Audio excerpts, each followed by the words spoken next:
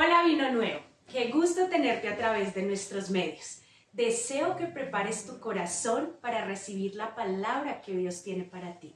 Bienvenido. Qué alegría estar con ustedes. Para mí es un privilegio compartir la palabra de Dios el día de hoy. Y de verdad que le pido a Dios que pueda seguir hablando de nosotros. Estamos en una serie que se llama, ¿alguien me ayuda? ¿Cómo se llama la serie en la que estamos? El arte de la restauración. Y en esta serie hemos aprendido varias cosas. No sé si arriba me ayudan con la primera imagen. Llevamos más de 5 domingos en esta serie. Y hemos aprendido que el objeto de esta serie es el arte de la restauración. Ese es el qué de esta serie. ¿Cuál es el qué? El arte de la restauración. ¿Cuál es el quién? ¿A quién quiere restaurar Jesús? A nosotros. Él es el artista restaurador que une nuestras piezas rotas y las recompone. Ese es el quién. ¿De acuerdo? Y hemos estado hablando bastante tiempo acerca de esto. ¿Quién es el artista restaurador que cambia y que une nuestras piezas? Se llama Jesús. También hemos hablado en dónde y en qué áreas necesitamos que Jesús restaure nuestras vidas. Y no sé si lo recuerdan, pero la pastora habló de la infancia. El pastor habló de nuestros procesos de fracaso, de nuestras desilusiones. Y esas son áreas que Dios quiere restaurar. Tú y yo somos vasijas rotas que Él une con oro para poder darle propósito y valor a lo que somos. Y hoy vamos a continuar un poco por esa línea. Lo que yo quiero que respondamos hoy es cómo es ese proceso de restauración. Ayúdeme a preguntarle al que está al lado, ¿cómo Dios nos restaura? Vamos, dígale al que está al lado, me ayuda a predicar, no solamente yo, sino dígale cómo Dios nos restaura. Y lo primero que no es objeto de este tiempo, pero que hemos hablado mucho, es que nadie puede ser restaurado si primero no identifica que necesita ser restaurado en su vida. Nada puede ser recompuesto si primero no nos damos cuenta qué áreas y qué cosas Dios tiene que restaurar en nosotros. Hace 8 días el pastor predicó y el título de la prédica era ¿Yo herido? Y el pastor nos decía que muchas veces podemos estar heridos sin reconocer que estamos heridos. Y caminamos en la vida pensando que todo está bien, pero hay piezas rotas que Dios tiene que restaurar. Y es eso, lo primero es identificarlos. Amén. Y hoy quiero que vayamos a Lucas 10, 30 al 35, que es el pasaje de base en el que vamos a estar trabajando durante esta mañana. Lucas 10, de 30 al 35. Listo, vamos a ir buscando. Si no tenemos pantalla, ustedes tienen ahí su palabra. Vamos a ir rápidamente. Y esta historia es muy conocida. Les pido perdón, estoy reafónico, no sé si me escuchan. Literalmente el viernes cantamos toda la noche sin parar. Y el frío y demás. Así que si salen gallos, entenderán. Podrán como tener compasión de mí. Lucas 10, del 30 al 35. ¿Lo tenemos, Bren? ¿Se bloqueó? Listo, vamos aquí todos. Ustedes me ayudan, yo leo un versículo, ustedes leen otro, ¿de acuerdo? Comienzo yo, siguen ustedes. Versículo 30. Jesús respondió: bajaba un hombre de Jerusalén a Jericó y cayó en manos de unos ladrones. Le quitaron la ropa, lo golpearon y se fueron dejándolo medio muerto. Ustedes. No, vamos a volver a practicarlo, eso está muy desigual. Fuerte y a una misma voz, ¿de acuerdo? Otra vez, comienzo yo. 3, 2, 1 y Jesús respondió: baja un hombre de Jerusalén a Jericó y cayó en manos de unos ladrones. Le quitaron la ropa, lo golpearon y se fueron dejándolo medio muerto. Ustedes, versículo 31.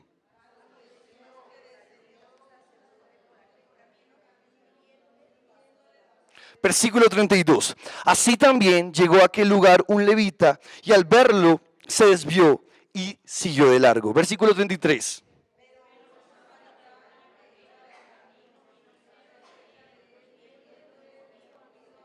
Listo, sigo yo, versículo 34. Se acercó, le curó las heridas con vino y aceite y se las vendó.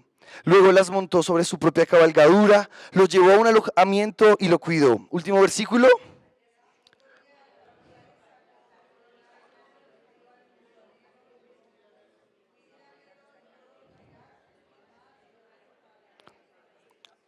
Amén. Amén. Y esta es la historia del buen samaritano. No sé si la conocen, pero creo que es muy, digamos que mencionada en la iglesia y demás. Y esta historia, digamos que representa el mensaje claro del evangelio. Y solamente quiero mostrarte algunas cosas que puedes ver ahí. Primero, vemos a un herido, ¿cierto? Que está casi medio muerto. Vemos a un ladrón que es causante de que este herido casi que esté a punto de perder su vida. Vemos a un sacerdote y a unos levitas que pasan de largo.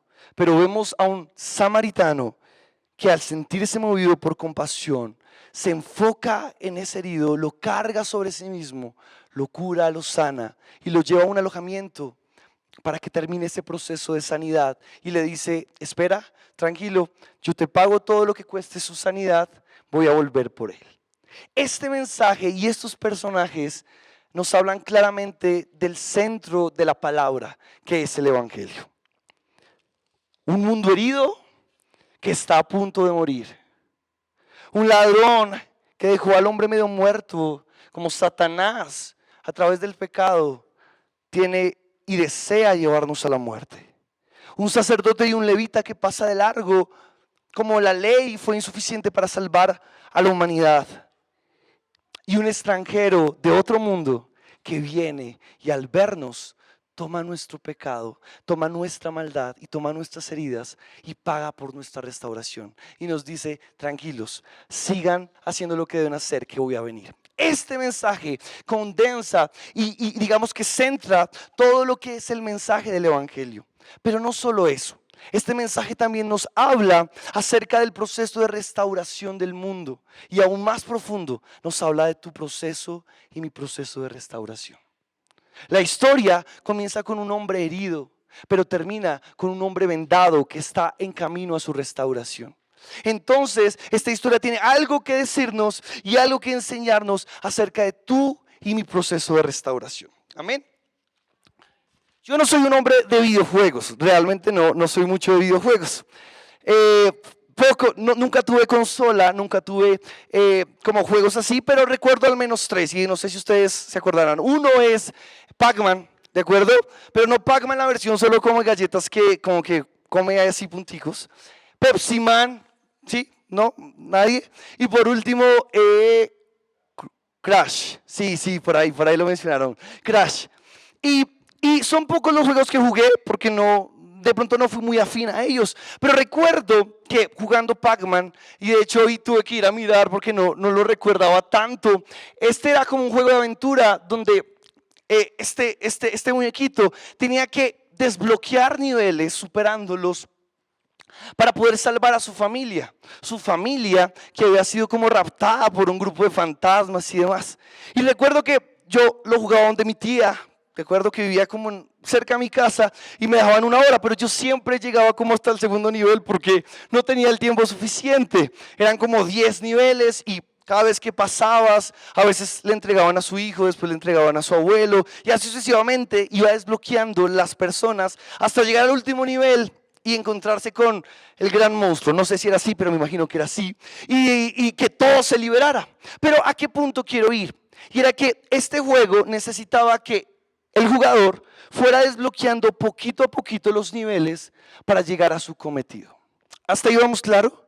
Y así como este juego, tú y yo necesitamos desbloquear niveles para lograr continuar en el proceso de restauración que Dios tiene con nosotros.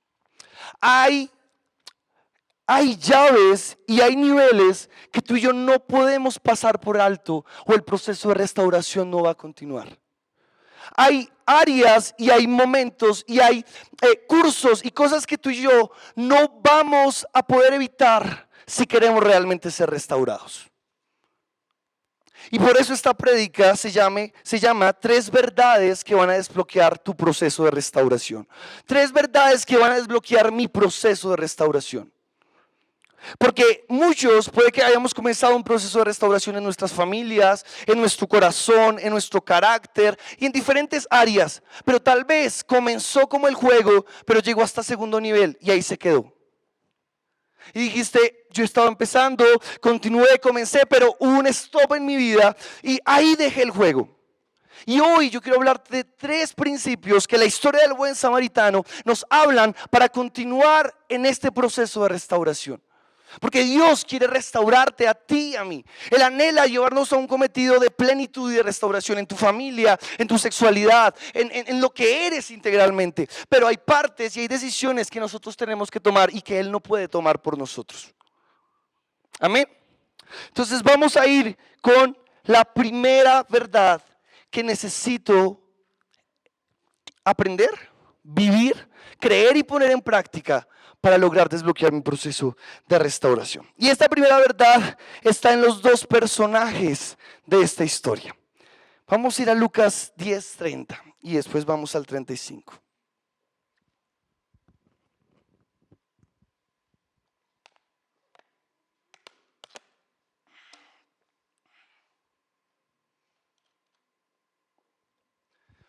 Lucas 10:30 dice: un hombre descendía de Jerusalén a Jericó y cayó en manos de ladrones. Este es el primer personaje importante.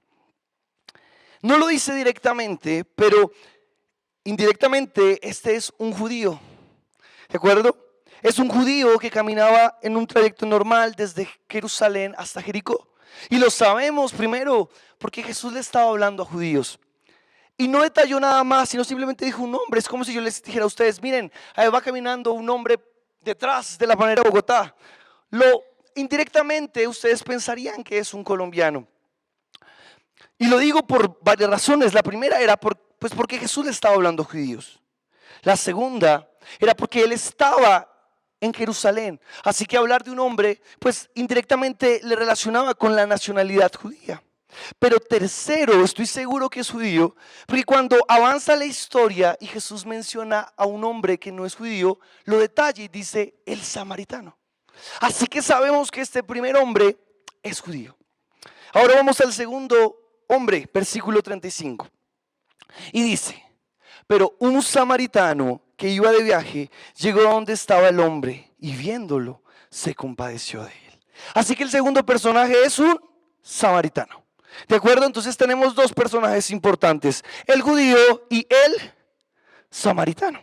Y quiero contarte, yo sé que varios ya saben, pero los samaritanos y los judíos realmente eran de una misma nación, de Israel.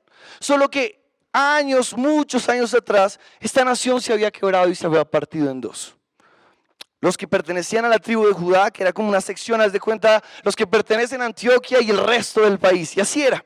Entonces estaban los judíos y estaban los samaritanos. Y ese quiebre que sucedió una vez en la historia se perpetuó, o como que continuó por la historia. Siguió siendo los judíos y los samaritanos. Ellos ya no se veían como una misma nación. De hecho, ni siquiera se trataban entre sí.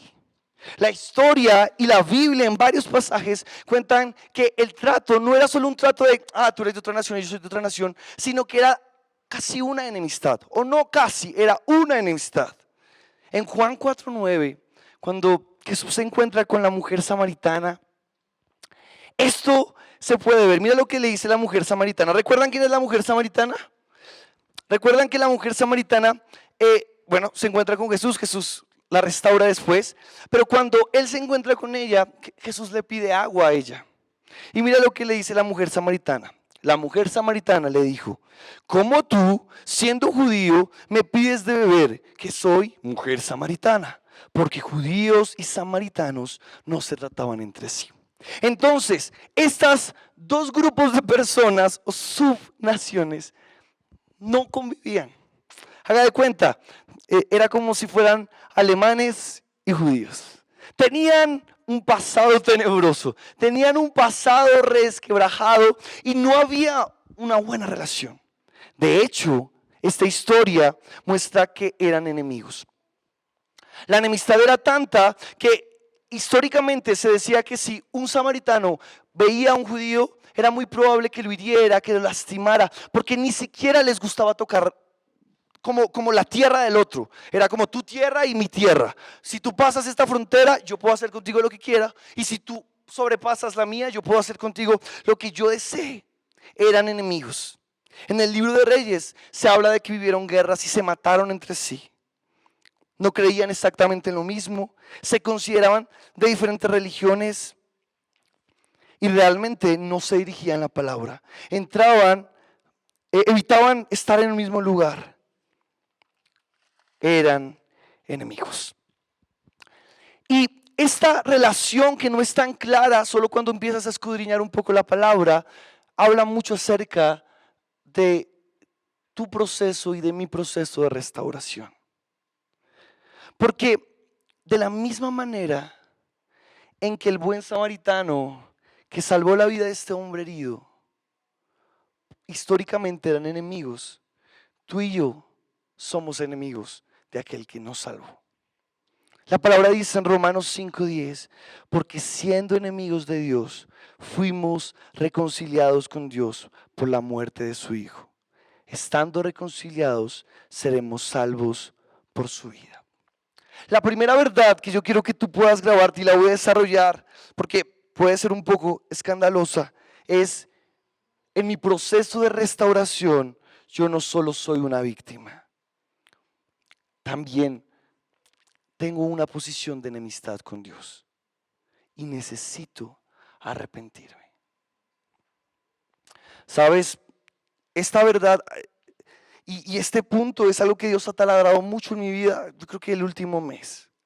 Porque cuando hemos sido heridos de diferente manera, tú dices, durante un mes hemos estado identificando y viendo las reacciones de la iglesia, cuando hablamos de heridas, muchos dicen es que, Edgar, pastores, tú no sabes lo que me hicieron.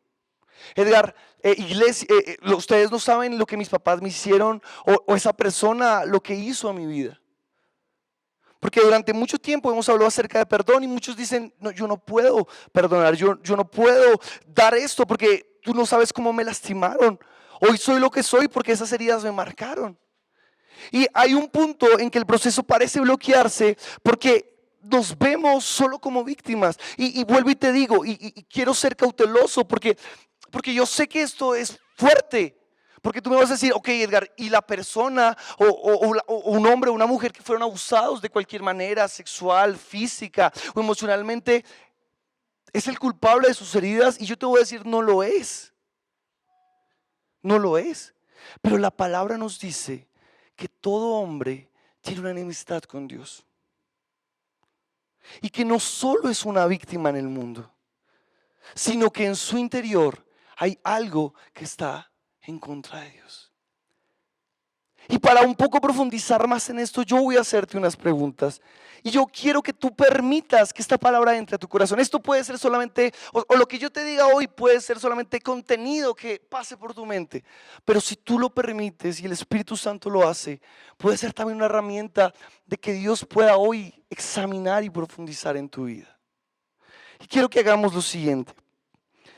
Quiero que pienses en las heridas que has identificado por todo un mes.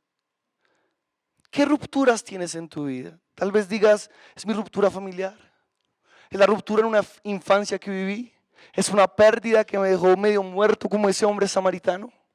¿Cuáles son esas rupturas en tu vida? Quiero darte 30 segundos. Quiero que las puedas escribir o identificar. ¿Cuáles son esas áreas en tu vida que Dios está restaurando? Tu relación con tus padres, tu carácter, mi carácter, tu sexualidad, tu relación de pareja. Y ahora quiero hacerte las siguientes preguntas. ¿En dónde te refugiaste o te refugias cuando eres herido? ¿A dónde corres después de tus heridas? ¿A través de qué tratas de calmar el dolor de haber sido atropellado o herido? Tercero, empezaste a cultivar tal vez hábitos por esas heridas que van en contra de Dios. Cuarto, nos hemos llenado de amargura por las heridas que nos han hecho. Quinto, quiero que seas sincero. Contigo no tienes que decírmelo. ¿Has replicado esas heridas en otro? ¿O al menos has replicado esa amargura en otros?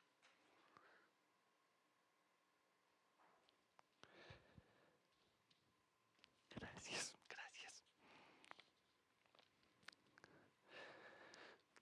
Yo creo que la mayoría tuvimos que haber respondido algunas sí. Porque si bien no somos responsables de las heridas que nos hicieron, sí somos responsables de lo que hicimos después de esas heridas. ¿Me hago entender? ¿A dónde nos refugiamos? ¿Qué escondite buscamos? ¿Qué hábitos empezamos a tomar? Y sabes, esto me lleva a una parte de lo que hemos aprendido en esta serie, y es: nuestras heridas son pequeñas grietas por donde el pecado se mete. Cuando somos heridos, solemos ir a refugiarnos a cosas, a áreas, a actitudes que no, que son pecado, que van en contra de Dios. Y pensando en esto y pensando en esta primera verdad de la que yo quiero hablarte, como que analizaba, y no sé si alguna vez has estado en un accidente físico de alguien, no sé, alguien que se atropelló en un carro, alguien que de pronto estaba caminando por un puente y se cayó. Bueno, esa no sé si la han visto, no es tan común, pero etcétera. Pero algo clave en la medicina es que los minutos posteriores a una caída, a una fractura, son decisivos para que la persona se recupere o para que la herida se empeore. Y muchas veces cuando alguien se cae, las lesiones que más le generan daño para su vida no son ni siquiera las de la caída, sino es cómo tratan esa herida. ¿Sí me voy a entender? Entonces, no sé, pum, se cayó, ta. Entonces alguien le dice, no, mueve el brazo. Y otro dice, no, pero haga esto. Y otro dice, ah, no. Y después le terminaron rompiendo todos los huesos porque debían dejarlo quieto. Porque tenían que pararlo y decir, vano, déjenlo quieto, que venga un profesional y que lo estabilicen y así lo traten. ¿Cierto? Y así pasa en nuestra vida interna. Cuando vivimos momentos de crisis, cuando vivimos rupturas, cuando nuestra vida se ve expuesta a sentirnos rotos, los minutos después de esas rupturas son decisivos. Porque cuando somos heridos empezamos a tomar muchas veces decisiones a la loca. Yo nunca más voy a hacer esto, yo voy a empezar a hacer esto. Porque esas heridas que un día nos hicieron, si no son tratadas adecuadamente en el momento preciso, por el personal preciso, terminan siendo heridas que abren otras y otras y otras heridas y se empeoran mucho más. Y muchas veces esas subheridas son decisiones de nosotros que tomamos, ya no porque solo nos hirieron, sino porque ahora tomamos decisiones de hacerlo a nuestra manera. Somos un mundo herido que hiere al mundo. ¿Me hago entender lo que trato de decirte? Somos un mundo herido que hiere al mundo. Y si no somos sanados por Dios, podríamos tender a seguir este ciclo de heridas. Porque el herido no tiene nada más que dar que heridas. Sí, o sea, no le puedas pedir a alguien que esté herido que te dé sanidad, porque lo que él ha recibido es heridas. Y si no hay un punto de quiebre en su vida para que esa área sea sanada y se restaure, él va a seguir replicando heridas. Y tal vez tú dices, no, fui abusado de alguna manera, yo no voy a abusar a mis hijos, pero tal vez vas a replicar la amargura que hay en tu vida.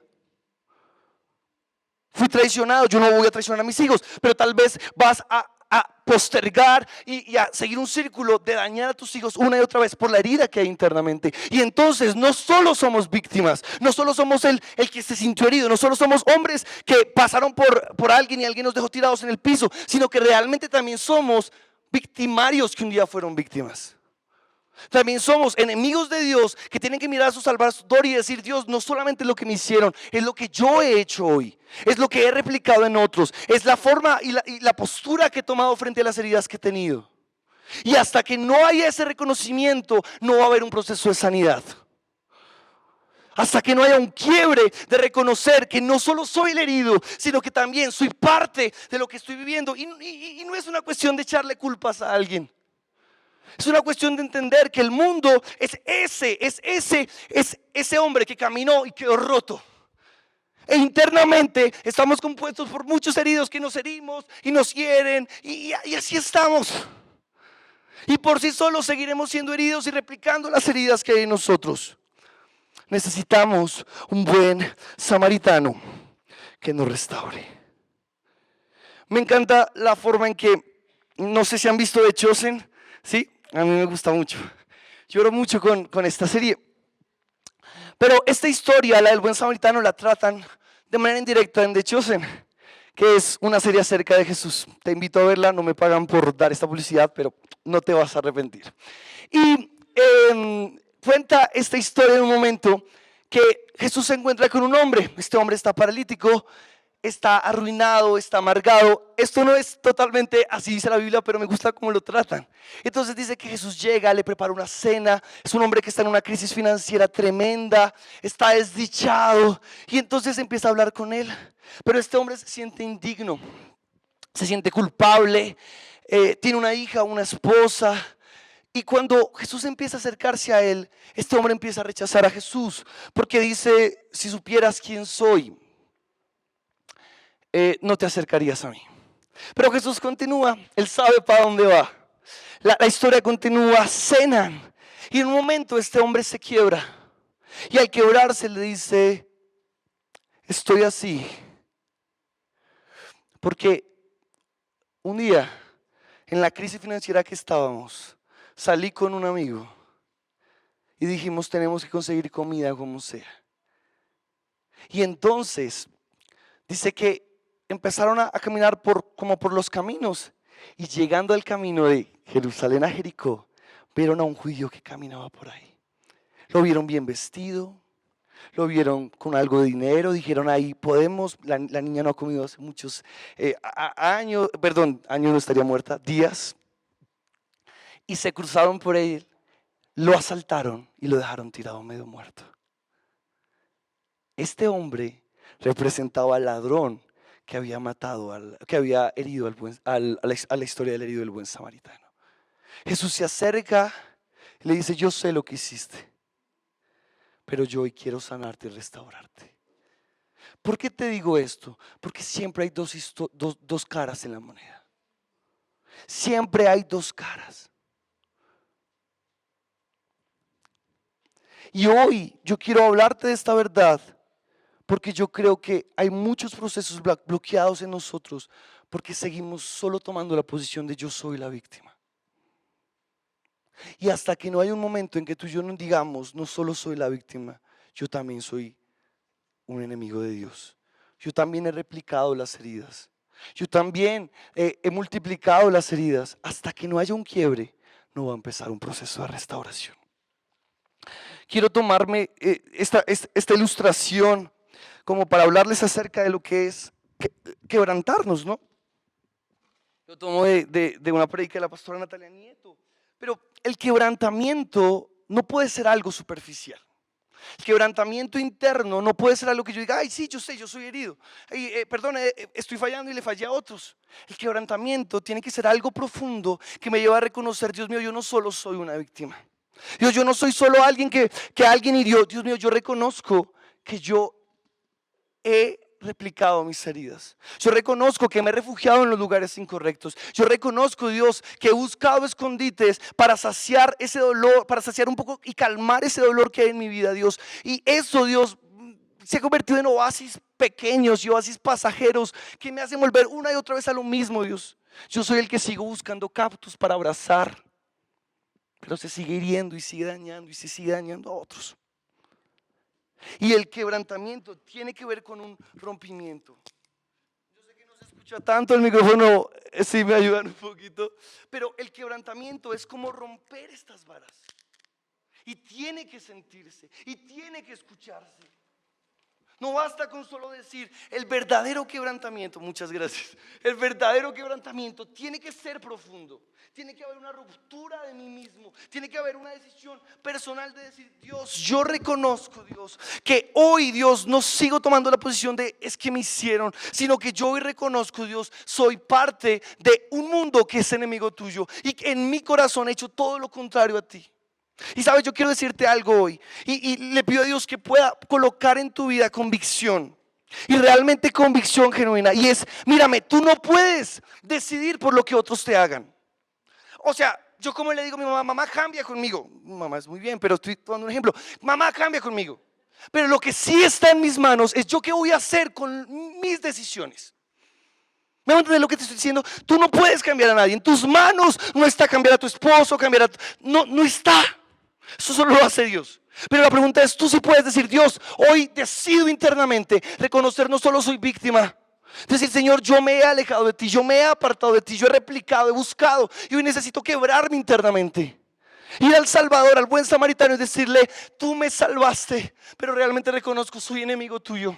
He hecho las cosas contrarias a ti, he replicado las heridas de la manera incorrecta, he propagado un mundo de heridas en esta sociedad. Soy parte del problema, no solo soy la víctima, soy parte de quien necesita ese Salvador.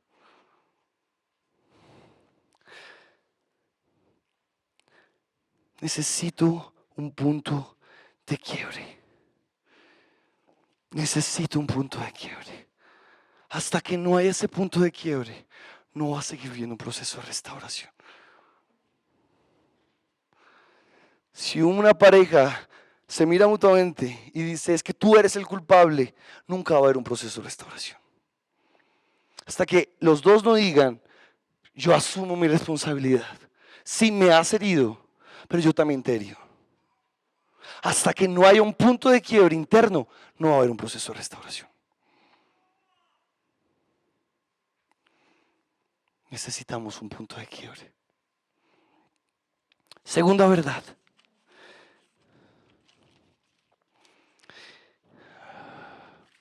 Está en el versículo 34, Lucas 5, 34.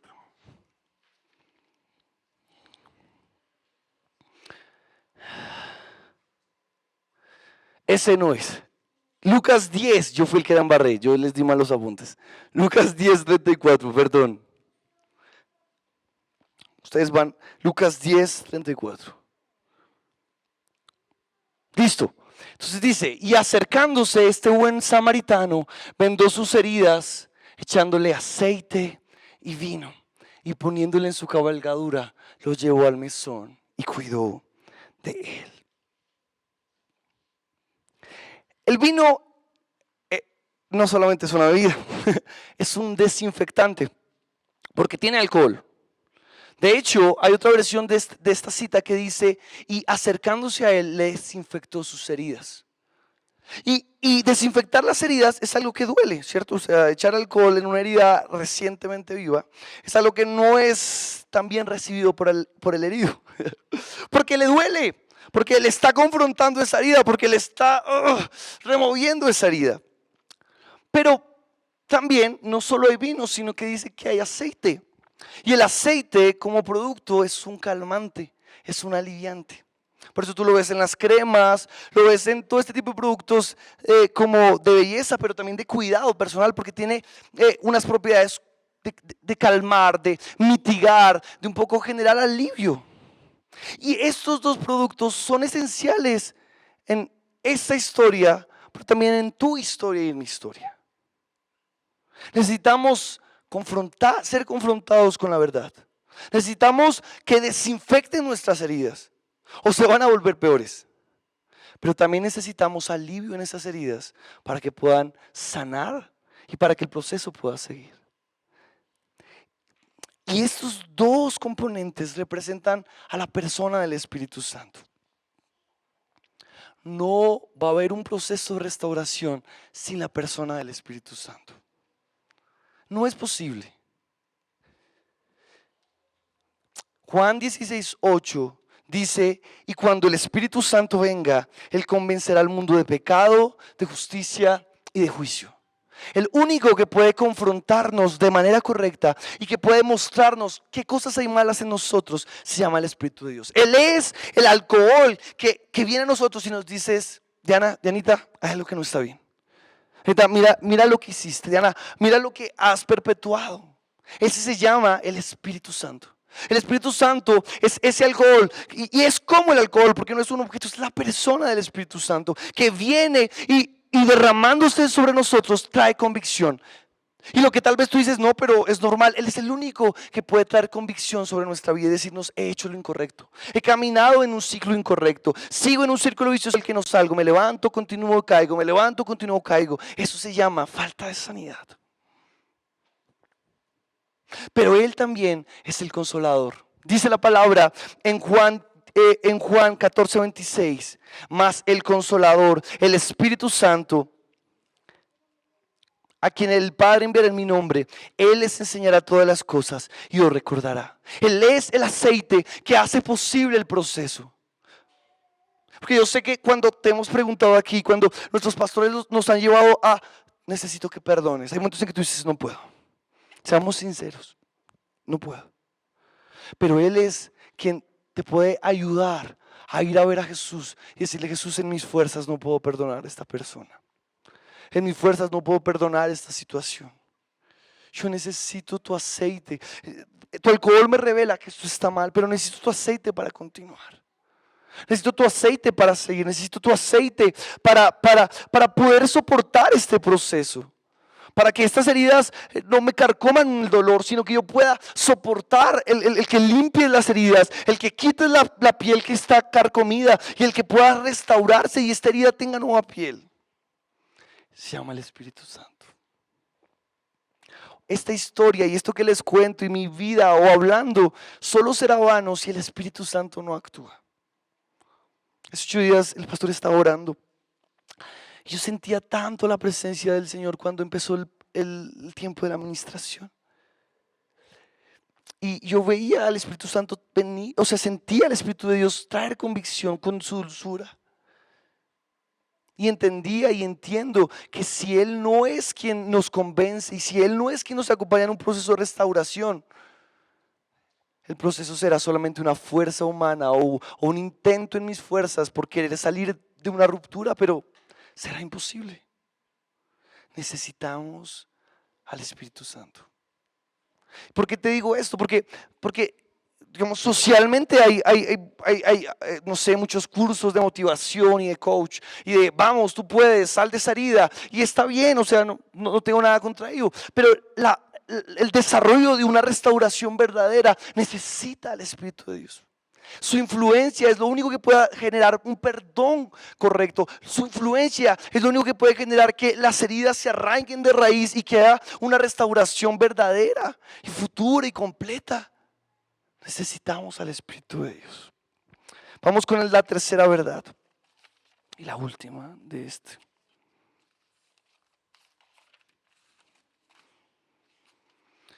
La tercera verdad está en el versículo 34 y 35.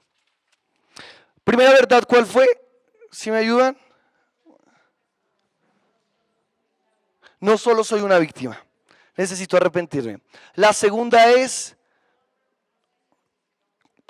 esa no es la segunda, esa es una parte de la primera.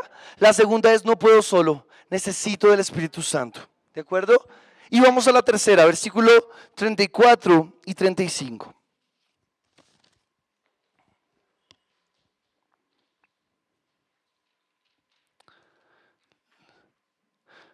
Muchas gracias. Vamos al versículo 34 y 35. Lo voy leyendo yo, ustedes me ayudan. Luego, este buen samaritano lo montó sobre su propia cabalgadura, lo llevó a un alojamiento y lo cuidó. Al día siguiente sacó 2 monedas de plata y se las dio. Se la dio al dueño del alojamiento.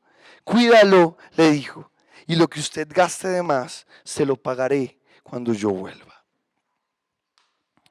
Yo quiero hacerte esta pregunta.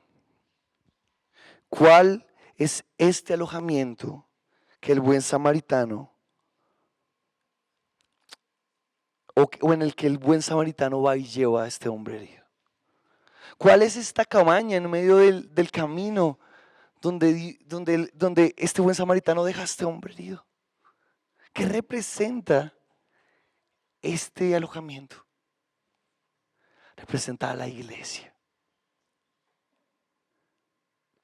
Y la tercera verdad, que puede ser chocante, y me gustó llamarla así porque sé que es chocante, dice, no solo necesito a Dios, necesito a la iglesia. Y es chocante y es fuerte porque Yo puedo tener relación con Dios. Y ya. Pero la Biblia dice que este buen samaritano curó las heridas de este hombre, las vendó y lo llevó a un alojamiento. Y le dijo al dueño del alojamiento, cuídamelo, sigue en ese proceso, que todo lo que se necesite yo lo voy a pagar y voy a volver por él.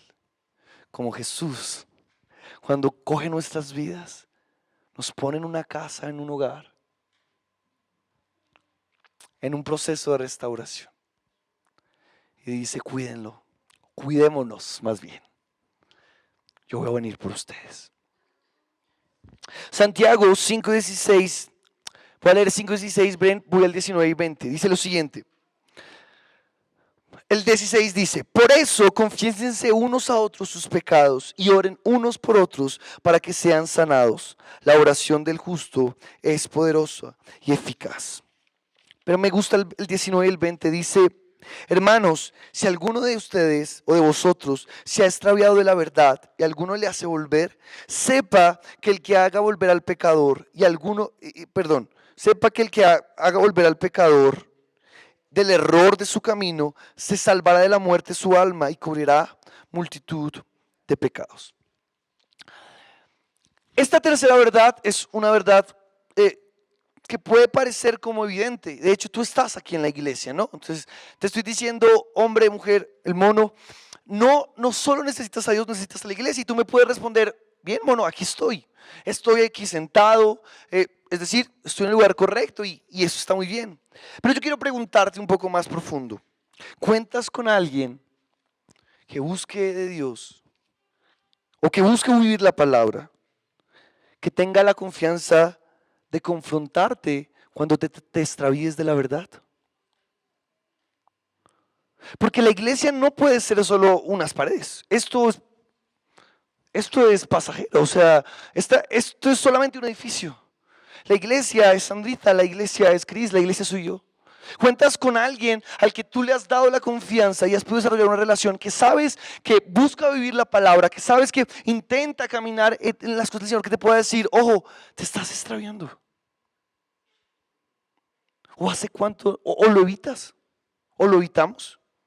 Porque ir a la iglesia no significa convivir y crecer en iglesia. Puedes asistir un domingo, puedes venir, estar aquí, estamos aquí comiendo, pero el proceso de la iglesia conmigo, el proceso de confesarnos unos a otros, el de ser restaurados unos con otros, necesita vulnerabilidad, necesita rompimiento, necesita un par, necesita una amistad, necesita ello. Dios no llamó a la iglesia a asistir a la iglesia. Dios llamó a la iglesia a ser entrenada por la iglesia, a ser discipulada por la iglesia. Y la iglesia en general, no somos hombres perfectos, para nada. De hecho, me encanta cómo termina esta historia. No hace parte del tema de hoy, tal vez de otro tema, pero cuando esta historia y la historia del buen samaritano tiene que ver con que alguien le pregunta a Jesús, ¿quién es mi prójimo? Entonces viene la historia del samaritano. Muestra al levita, al sacerdote, a este buen samaritano que va y hace algo por este hombre. Pero cuando termina la historia, Jesús le dice al sacerdote, ¿quién fue su prójimo? Y entonces este le responde, el prójimo fue el buen samaritano. Y entonces Jesús le dice a este hombre, ve y haz tú lo mismo. Y eso es la iglesia. La iglesia son personas que han sido restauradas, que han visto cómo Dios las ha restaurado y tal vez siguen en proceso. Pero ellas, con lo que Dios ha hecho en ellas, entonces le dice al otro, mira lo que Dios ha hecho en mí. Yo te puedo, o sea, si Él lo ha hecho conmigo, lo puedo hacer contigo. Eso es la iglesia. La iglesia no es un par de gente que parece perfecta y no lo es. No, la iglesia es personas restauradas por Dios que restauran a otras. Personas que tal vez están en proceso, que tienen cositas para nada perfectas, pero que en su proceso de restauración pueden ser vulnerables y decir, mira, si Dios lo ha hecho conmigo, vamos a hacerlo, Dios lo puede hacer contigo. Eso es la iglesia.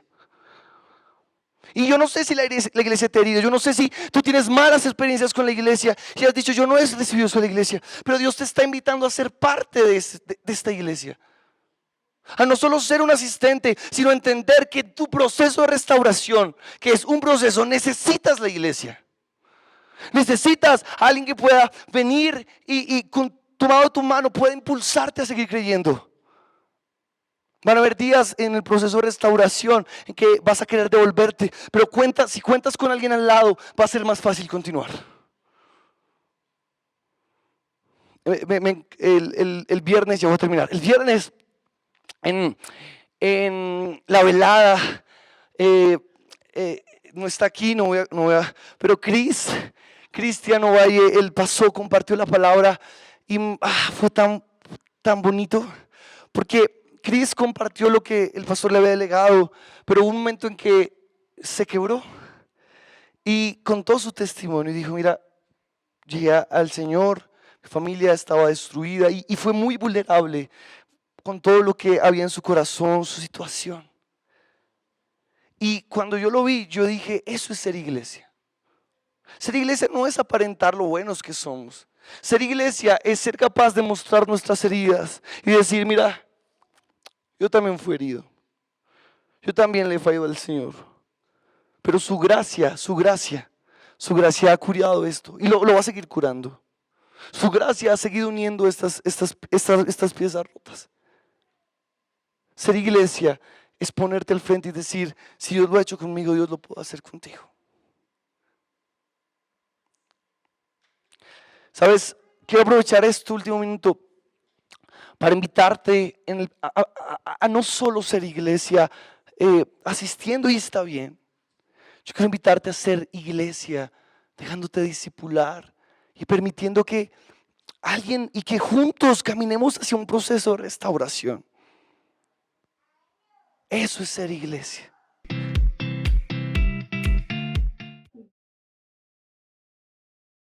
Gracias por haber escuchado nuestro mensaje. Si es la primera vez que te conectaste y la palabra penetró en tu corazón y quieres reconciliarte con el Señor o recibirlo en tu corazón, te voy a invitar que allí en el lugar donde te encuentras, cierre tus ojos y repite después de mí. Señor Jesús, te entrego mi corazón, te pido que vengas y habites como mi Señor, como mi Salvador. Hoy yo te pido que escribas mi nombre en el libro de la vida porque quiero ser parte de ti y que tú seas parte de mí.